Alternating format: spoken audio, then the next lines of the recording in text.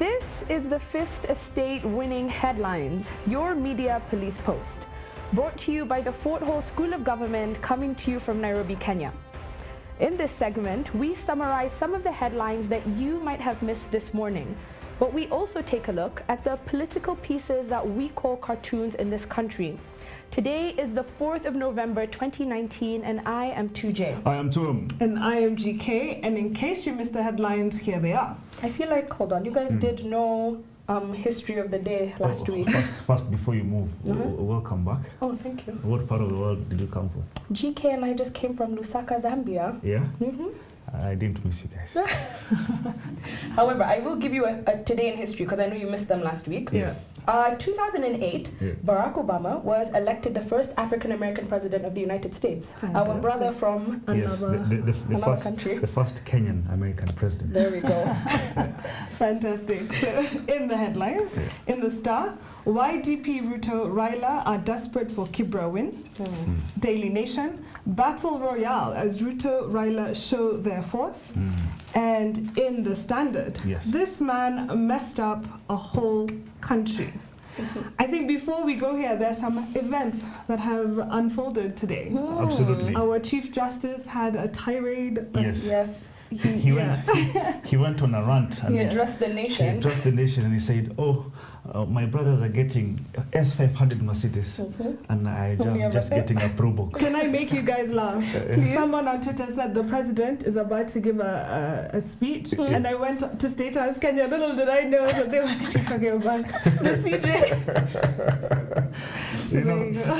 I think his rant is about first the cuts, budget cuts that the judiciary have received. Yeah, he's saying they can't pay for Wi-Fi. Yes, tea, gazette, cars. But yes, basically he won't be able to fulfill his mandate. Absolutely. Absolutely. That's true. You see, and I just saw this man, I'm like, this is a man who's just about to do something because he knows inside deep his pocket he has a card. And that card is the dissolution of parliament. And by the way, the dissolution of parliament could go hand in hand with the dissolution of the presidency because the life of parliament and that of the executive, they go hand in hand. So let's go back a bit. He has this trump card because parliament failed to pass the two-thirds gender rule. Okay, great. All right, and now because things have happened and everything has been extended, MARAGA will one day, in my view, he'll one day take out this card and say, I have dissolved parliament. And with that, I've also... So what you're saying is this is a man who we should not anger. Yes. Give him his budget. Yes. Just give him his S500. That's all he wants. That's all he wants. Yeah, you can do the tax cuts. But guys, he also said that he feels his office is not being accorded the respect it deserves. Yeah. He was at Mashujade and they announced everybody from Sonko to Babaman and failed to mention Chief Justice. My only thing is Uhuru's legacy and corruption fight depends on judiciary. So those two things have to move forward in some direction. I mean, there I agree. Look, and it's not even a corruption thing. I think for any investor coming into this country, you need some form of predictability. If you have a justice system that cannot be predicted because they don't have money, because they don't have money, then you have a problem. Yeah, that's very true. Excellent. So can we move to the headlines? Unless you want to discuss census, because I think there's a document that's been circulating. The numbers came out. Yes, Ukuri Yatani. Everybody's in Kiambu. Yes, apparently. Ukuri Yatani today presented the president with the census report, and now we know we are 47 million Kenyans. I was actually quite surprised because when people ask me, I was like, we're 50 plus. Yeah, you've already said that. Absolutely, and maybe what you're actually talking about, because maybe numbers had been inflated before, right? We thought we were more than we are, and actually what has actually happened is a reversal. I think it's a correction. A stabilization. Yes, it's a correction of statistical injustice. So you're saying previous numbers were inflated and what we have been operating with even in tyranny of... I mean, even as we went into this census, there were a lot of numbers from other counties from 2009 that were still in dispute. So I think, if anything, we should be praising the government. They did a very quick job of, one, getting the numbers out quickly. This was our first electronic procedure. I think we've done a good job. And listen, your census is your ticket to government goodies. So I think everybody has been... We know what's coming up next, the delimitation of borders. But you see, there's one thing that shocked me. Mandera and Wajir have more people than Nyeri. They say Mandera has 800,000 people, Wajir has 781,000 people, Nyeri has 759,000 people. That tells you something. These Somalis are reproducing at a rate that cannot be fathomed. Second, I think Central Kenya needs to stop drinking. Yes, we need to stop drinking. You're going to get some angry phone calls today. I have said it. It's in the minds of people, just they cannot say it, but I've said it. All right, what do we have with the headlines? Wow. So we have two Kibra headlines. I think we should take them together. Yeah. Why DP Ruto Raila are desperate for Kibra win, and Battle Royale as Ruto Raila show their force. So this is in the context of yesterday's rallies. Yes. Yeah. Kibra was full, jam-packed. Yes. And it's being referred to as someone's bedroom, someone's what. Yeah. Like it's taken on a lot of tones. Yes. What was interesting, I think, on the ODM side was seeing people not affiliated to the party previously joining forces. So you have Anne Waiguru. Yeah, Alfred Mutua. Yeah, Charity, we never know where she is, but she was there. Yes. What was interesting for me is Waiguru's stance to like follow the handshake and not the party, and she was telling people to vote for the handshake and not. So you were saying, has a handshake now become a party in itself? Handshake party. Handshake doesn't. You know, I have a very sneaky feeling Worry. that MARAGA will win this thing. Okay. I have a sneaky feeling.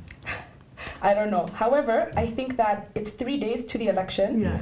Let's just wait and see what happens. And you know what? I'm tired of- okay, so the fact that they're attributing this to, you know what, this is the battleground for 2022. I mean, I feel like if you look at this and say to yourself, every political actor has a different goal. Yeah. Yes. There's different reasons why each of them are there. And not necessarily winning. Absolutely. So even if one loses Kibra, maybe that wasn't the goal after all. Absolutely. Yeah. So, but the smartest man in this Kibra election is Uhuru Kenyatta. He has diversified his eggs. He's put his eggs in all baskets. In all baskets. So just in case he wins anyway. He will not lose an election, and he'll win all. Whoever wins, Uhuru wins. I have to say, between the two headlines, I would toss the Star. Yeah. I don't like the headline. I prefer the Daily Nation. Would you agree? Can we keep that in the pocket? Yes. Absolutely. As we look at our three-part criteria that we have, we ask ourselves, is it topical or speculative? Is it repetitive or groundbreaking? And is it thoughtful or just plain lazy? Yes. I think they're topical because, you know, Election is coming up. The Standard. Yes. This man messed up a whole country.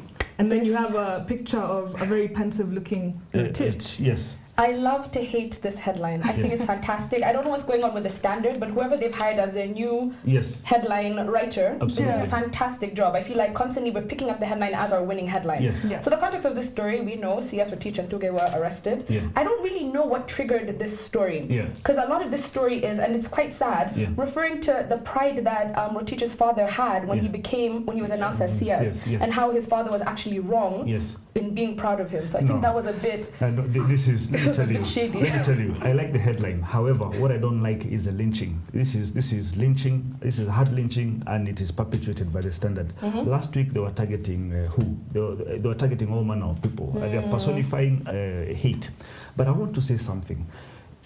I don't want to apportion blame of the economic slowdown of this country to government, all right? Because what is happening, in my view, is cyclical, and it is global. And I want to give you guys some figures, just to prove that what is happening in this country is not new. We are not alone in this, right?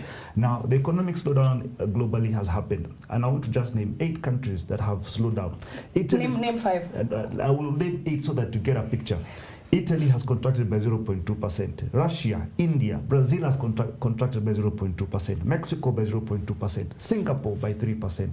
Jesus Christ, Argentina's stock exchange dropped by over 50%. Now, what is actually happening is the economy is contracting. Every 10 years, I think this sort of thing happens. And what happened in 2009, Uhuru Kenyatta gave us a stimulus package that enabled us to turn our fortunes. And maybe instead of doing a blame game, let's see what we can be able to do to restart the slowing economy. But they are not without a point. Yeah. My thing is, you've been given a public institution, you should have some discipline in how it is that you manage public finances, especially when finances are scarce. So yes, everybody's economy is shrinking, but we should do good with the little that we do have. Instead of like looking for every loan around the corner. And I think what GK is getting at is the Standard should have just said what they wanted to say. They should have put Uhuru's picture. Exactly. Because that's really what they were trying to say. This man has a boss. We are getting it wrong. No. Putting Uhuru Kenyatta or whoever's a picture here to say this is the man responsible, okay, then they should have put the picture of the world, because the picture of the world, yeah, if there's an economic slowdown, let's blame the world then, all right? But it's because us people, we just see until here. We cannot see our neighbors. Our neighbors want to Tanzania. The banking sector literally dropped by minus 25%. I mean, then we should blame Magufuli then. The only reason I disagree with you is I feel like just because everybody else is doing bad doesn't mean we have to be reckless with our money either. Yeah. Yes, economies are shrinking. Nobody is disputing that.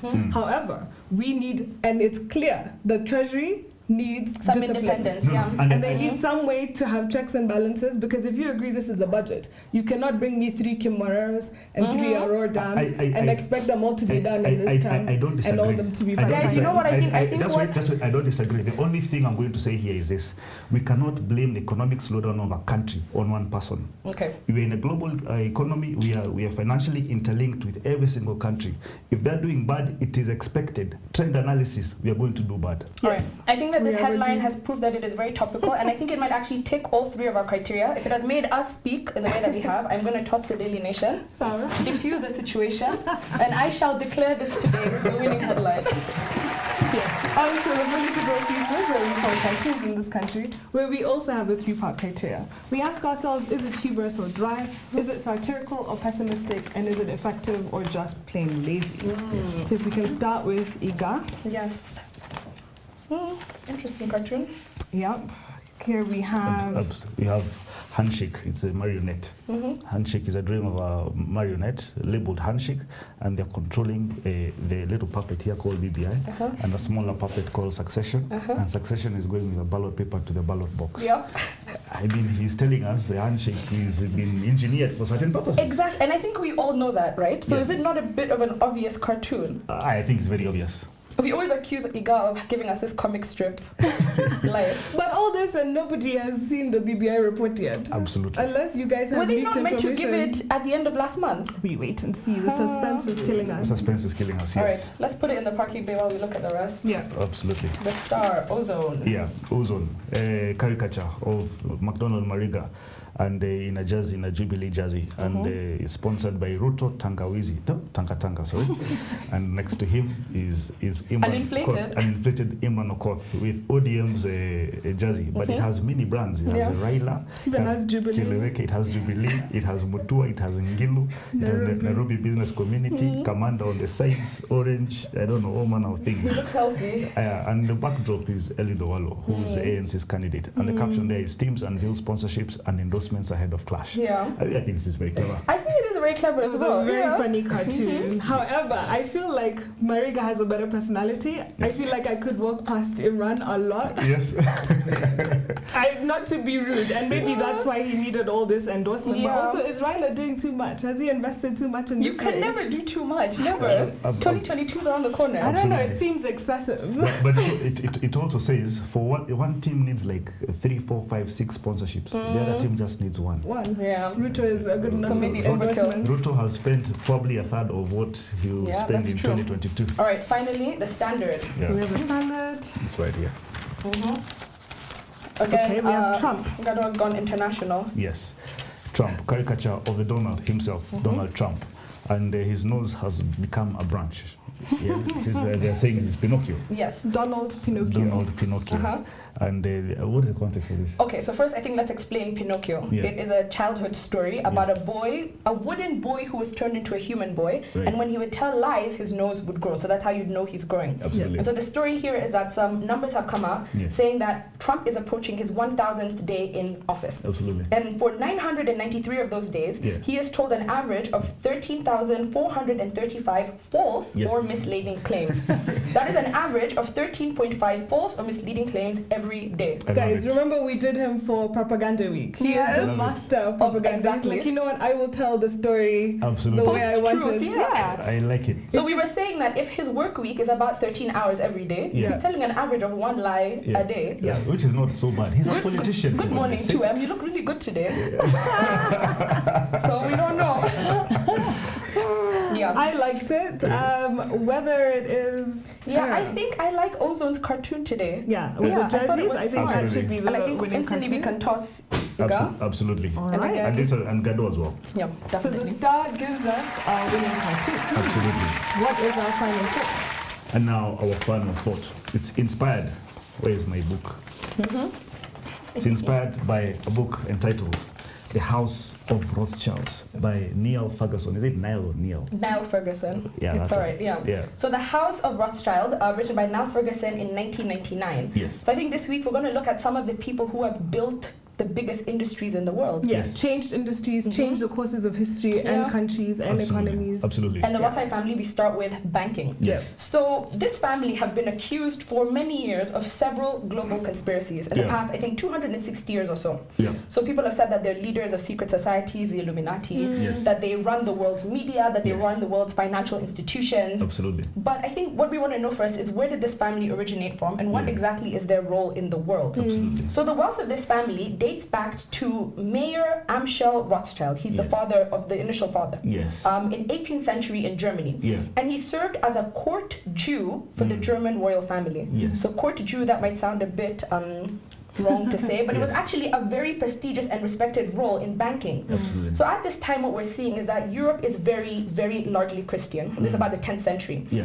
And in the Bible, it specifically said that you could not have the act of charging interest. Absolutely. However, the Jewish Yes. community Yeah. had no such religious restriction, Absolutely. and so they were free to handle people's money Yes. and make a profit on top of it. Absolutely. So what you find is that Amschel Rothschild Yeah. amassed this huge profit from being the banker of the powerful European nobility. Yeah. So what he then decides to do is he marries another court Jew. Yes. And they have 5 sons. Yes. And each son was sent off into the world to set up the family banking industry in various different countries. So Yes. the 5 countries they went to Yes. were Germany, Austria, Britain, Italy, and France. Yes. That's only where they started, because Absolutely. today they are They're everywhere. Yes. However, moreover, to stop the family's fortunes from disappearing, Yeah. he forced his sons to Yeah. marry into the family itself, Oh, just to yes. ensure. Well, yes. So that wealth doesn't leave the Rothschild. family. Yeah. And so since then, the family has built all of their wealth Yeah. by serving as Europe's bankers, Yeah. especially during times of crisis and conflict. So they financed the French Revolution. Yeah. They financed both sides of the Napoleonic Wars. Yes. So they were on Napoleon's side, but they were also on the side of the British. So you So, could see. they That's provided about $900 million in today's money Yeah. to the British side In order to win defeat, against Napoleon. Yes. And they've also funded a lot of huge projects that we've seen globally. They Yeah. funded the Suez Canal in the 1890s, Yes. Yeah. and they even bailed out the Yes. Bank of England Yes. when they had a few of their issues back in the day. Yes. So you can see that this family is very well connected. Yes. Today, of course, they've gone beyond those 5 countries. I think they are present in every continent in the world. Absolutely. I think some of their issues even stem with conflicts as well, that they have been the ones to initiate Oh them. yes, Yeah. absolutely. Yeah. Do you know the street? They came from the Frankfurt ghetto. Yes. And the street that they were living in, it was secluded for Jews. Christians discriminated against Jews. Can you imagine that? Yeah. All right. Now they put them in a street that was designed for 500 people, but those guys were actually 3,000. 3,000 Jews. Yeah. Now my point here is this: when these guys went to the UK, they amassed so much wealth. They funded so many projects, including wars. Yeah. But they always wanted to behave like the aristocrats, right? They saw the aristocrat symbols, they going fox hunting, with horses and all that, and they built huge palaces. But the British aristocracy never accepted them. Yeah. But eventually they were named a baron. Yes, Yes. yes, Barons and- yes, yeah. absolutely. Yeah, But they just eventually. had to. You've given them They so had to much. fight very hard, to Yes. be seen on equal footing. So you're calling them Absolutely. the hustlers of that Yeah, time. they're the hustlers. The hustlers. And by the way, they were actually seen as, they call it novo rich. Yeah. New money. The Yeah. new money, the new Yeah. money, But second thing was this. I think, and I'm going to be extreme on this, the Chinese are Africa's Rothschilds. And I'm going to say this. The reason I'm saying that is because of this. They built the railways in France, England, and entire of Europe were actually built and financed by the By them. Rothschilds. Yep. The wars that the British, the French fought were actually financed by the Rothschilds. Literally, the Industrial Revolution that happened in Europe was financed by With Rothschild money. Yes. Now, see where our railways go. How many railways in this Africa of ours are not Chinese made? I mean, Right. soon it'll be all theirs, yeah. Everything will be theirs. But I just want to read something that says a story about how much power they had, right? And this is what he says. That the Rothschilds were peering above kings, rising higher than emperors, and holding a whole continent in the hollow of their hands. Not a cabinet move happened without their advice. Now, you see those Chinese guys entering government offices, or government guys always salute like this. It's because they know where the money comes from. Yes. Interesting. Yeah. Well, let me give you a bit more tidbits. Yeah. They assisted Brazil with independence from the Portuguese. Yes. Nathan Mayer, which is the son of Amschel, gave 2 million sterling pounds to the Portuguese for Brazil independence. Yes. And they continue to do business over the years. Yeah. They are behind one of the largest mining companies in the world called Rio Tinto, which is headquartered in Australia. Oh, yes, yes. And they do everything from iron ore, copper, uranium, coal, diamond. Yeah. Get this, Rothschild funded Cecil Rhodes, you guys know, yes? Wow. In the creation of an African colony of Rhodesia, or British South Africa Company. Yes. So these guys, and they're still pretty big absolutely. up until Even today today, in South Africa. Yes. This is the best one. Yeah. They used to set the price of gold from 1919 till 2004. Yes.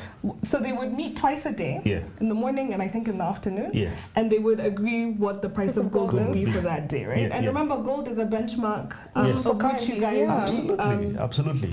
Stabilize your currencies with, right? Yes, yeah. And value your currencies with. This only ended in 2004, and Barclays took up that spot that was held by them. Yes. But also they have the rumor that they have shareholding in the Federal Bank Reserve of New York. Nobody has ever been able to prove it, and I think it's one of those conspiracies. But the thing that causes the Rothschild to be this long-standing, successful family and company is one thing: unity. Yes. So they had their family motto, which is Concordia, Integritas, and Industria. So unity, integrity, and industry, being hardworking. And for them, the first Amschel, the first Rothschild would say, the first important strength of the family is unity. So acting in unison. And they would say, so there's about 116 enterprises of the Rothschild around the world today. Holding companies on top of holding companies on top of holding companies. You can't really tell who is who. But the thing that happens is that a crisis in one is contained by the success of another. And their strategy is not to be the biggest. So they're not trying to be Goldman Sachs, former Merrill Lynch, and all these big houses, Morgan, all that. They're just trying to maintain independence of the Rothschild. Okay. So they're not trying to be big, they're just trying to be able to do what they do without having anybody So maybe everybody needs a family motto. Everybody needs a family motto. And also the succession. And this brings us to why indigenous Indian capital does so well in Kenya. Absolutely. You find successive generations, nobody is, Shah knows that my son will take over. Shah's son knows that he will take over. They keep themselves very well insulated. Right? In a way that indigenous African capital hasn't really been able to do. We find generation 2 and it's falling apart. Disappears. The other thing that has contributed to their long-run success is that they are risk averse. So they stick to what they know. They used to loan money to government and do sale of government assets. Oh, wow. So they're are really interesting. I think there's a lot we can learn from them. Most definitely. You know, one thing I got from these guys in bequeathing the wealth to their generations, they actually don't give it to the first one. They look, they see, this guy is not very good in business. This one is a lawyer. This one and TJ, girls do not inherit. Did you know that? There was one unlucky Rothschild. I think the one for France or Germany. They were all daughters. Yeah, they were all daughters. So they had to split up the assets and just be done with that line. Imagine that. Is there a reason why? Because they were girls. Because girls will go off and marry and then dilute the wealth of the Rothschild. And they needed to stay in the family. I think Kikuyus have been reading from this playbook for a while. Anyway, on a day where we have a winning cartoon from the start and a winning headline from the Standard, the man who messed up a country. So we want to say this to you. A.J.P. Taylor once said, men learn from history only how to make new mistakes. So let's see what we can learn this week and also what new mistakes we can make as we grow our countries. Please subscribe to our YouTube channel, but also find us on TV. We're on GoTV, Pang Free to Air, and Star Times. Have a good evening.